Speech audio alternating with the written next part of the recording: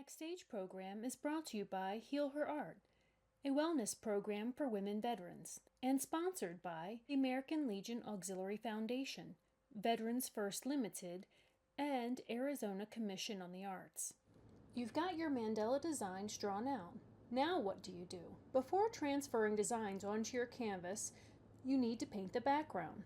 The only thing when it comes to the background color is, do you have enough color for the background? This is really important for those who are painting the same background color for all three panels. Here's how to determine what colors to use.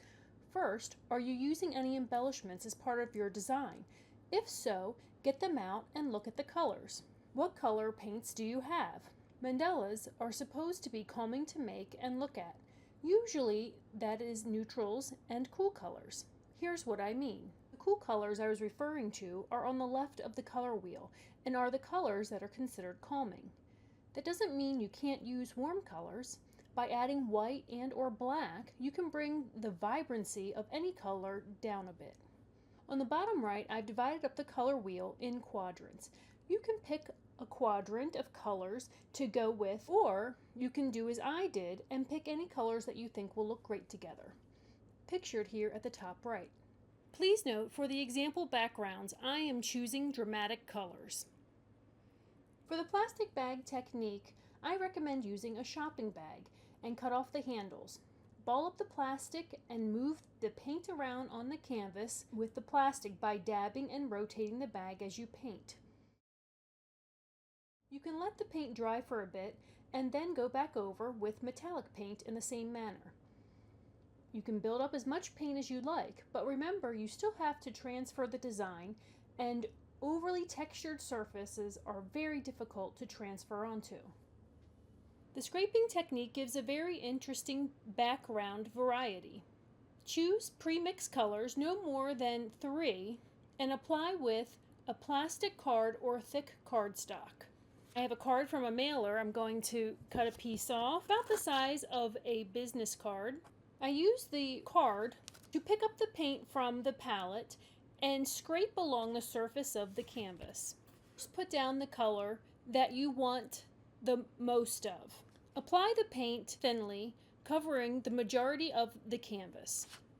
Depending on if your design is horizontal or vertical, you may want to run your card in that direction. Next, apply your second most predominant color. This you'll want to apply sparingly. This technique will take significantly longer to dry. Use either a brush or sponge to apply paint onto canvas boards. If you make a custom color, be sure to save a small amount for touch-up after painting the mandala design. If you would like a more solid color or more vibrant color, it may require 2 thin coats of paint. Wait till your first coat is dry and then apply a second. Your kit has 2 pieces of transfer paper, red and white. You can use whichever you think you can see better on your painted surface. The transfer paper can be used many times well past this project, so save it for later on. You will use the embossing stylus from your kit to transfer the design. I prefer this over a pencil or pen as it does less damage to the drawn design. Make things a little bit easier for yourself by cutting the design template. After cutting the section out, write on the back which panel it is. Place the transfer paper face down onto the dry canvas panel. You can always check to make sure that you've got your complete design transferred onto the canvas. Check by lifting up one side of the transfer paper to see how far along you've gone. A tip I have for transferring your design is not to put in any of the fine detail that you have on your template. Leave that space blank and just note that you want those designs painted in later. This is what it looks like after you transfer those tiny designs. You're better off just painting those finer details in. Also, don't transfer small circles. Leave them be because you'll want to either paint them or add your embellishments later.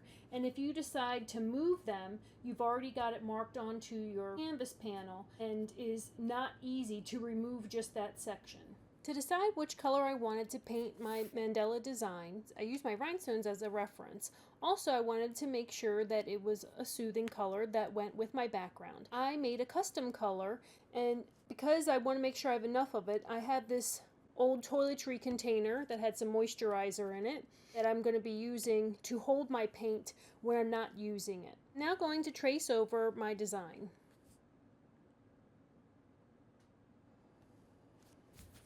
I recommend cleaning your brush off every once in a while, as the paint can get gooped up and also start drying on your bristles.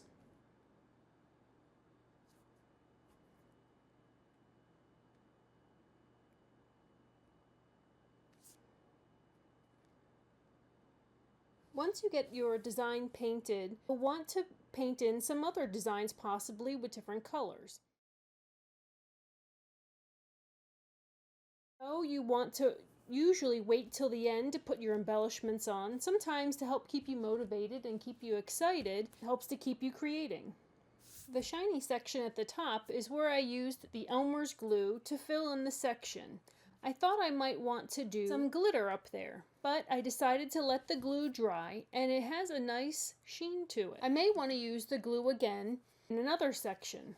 All I did was very carefully go around each of my individual shapes, making sure not to go over top of the white paint. You use a paintbrush or a stir stick to help you move that around.